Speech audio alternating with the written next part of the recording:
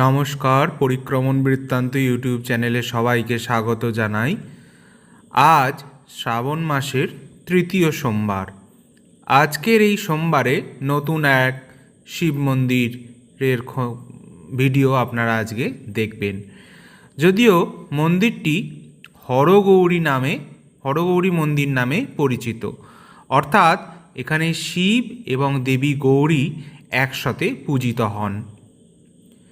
এই মন্দিরের গর্ভগৃহে শিবলিঙ্গের আকৃতিতে স্বয়ম্ভু লিঙ্গরূপে দুটি লিঙ্গ রয়েছে, একটি ছোট এবং একটি বড়।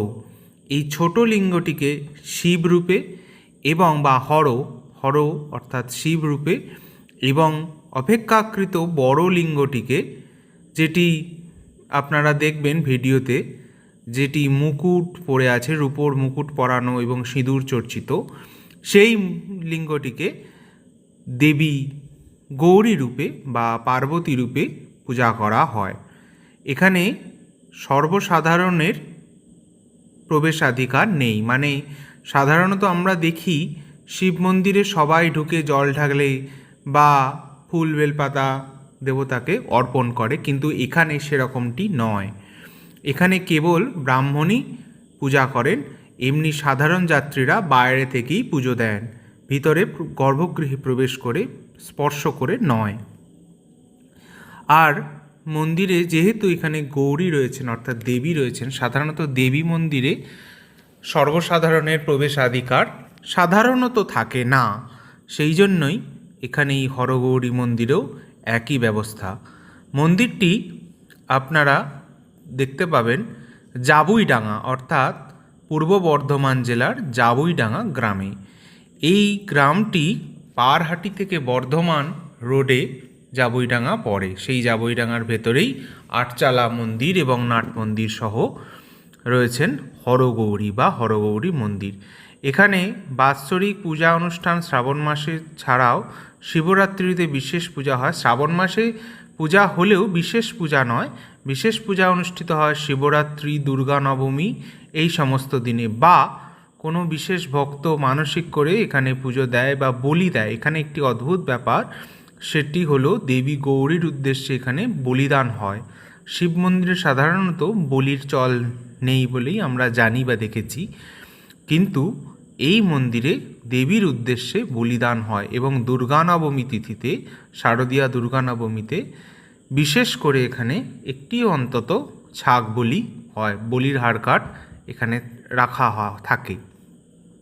যাই হোক, এই মন্দিরটি সুন্দর আটচালা টেরাকোটার কারুকার্য সমন্বিত।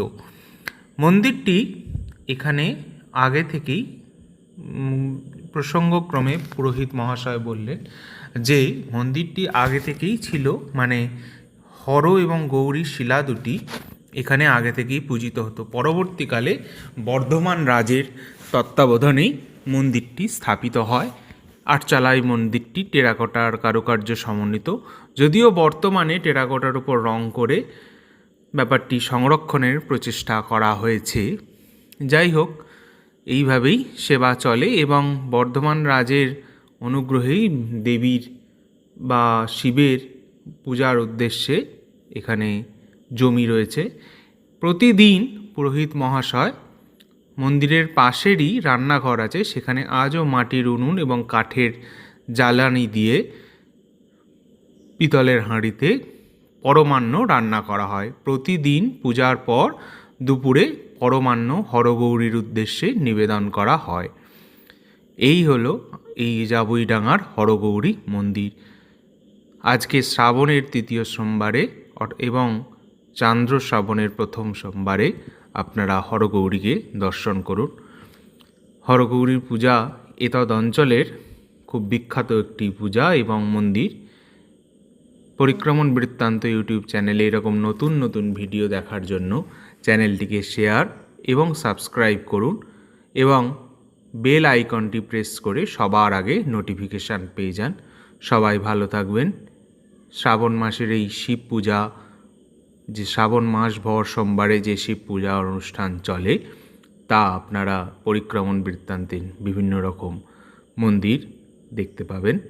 সবাই ভালো থাকবেন। হর হর মহাদেব।